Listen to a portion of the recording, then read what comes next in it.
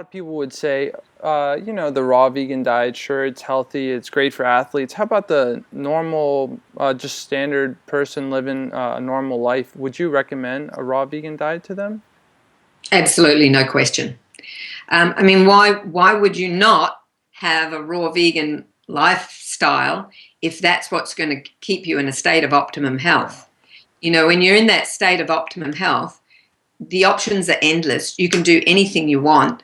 You can run a marathon a day if you wanted to.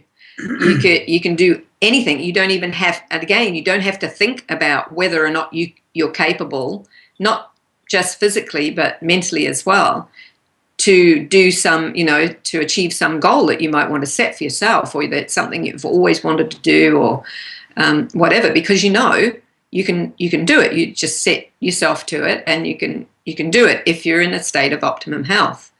When your health is compromised, then that's a whole different story. So for everybody, whether old, young, it doesn't matter who you are or what stage you're at in your life.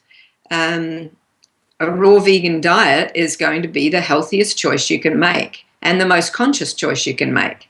And even if people just eliminated, the negative food, or the food that is, or the non-food that is obviously compromising the body, such as junk food, all processed food, and clearly dead animals, animal products of all sorts, then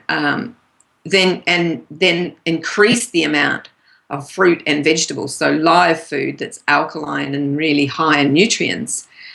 You can't go wrong, seriously. So if you do that, it's going to be better for yourself and for everybody, really, for your own health and the health of the planet and the health and well-being, obviously, of the animals. So,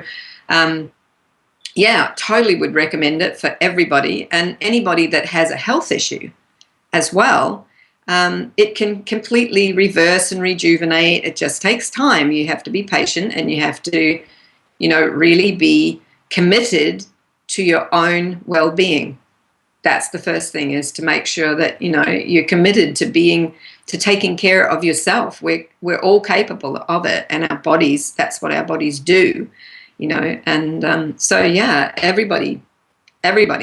If everybody was raw vegan and doing it right, that would be the optimum situation for our species and for the planet and for all other species. Yeah, because I think one thing that brings it home, on the day we left, the first day, we were about halfway through the run, and we were interviewed by somebody, some TV channel, and the guy said quite seriously, "Well, what's going to happen if you wake up one morning and you're too sick to run?"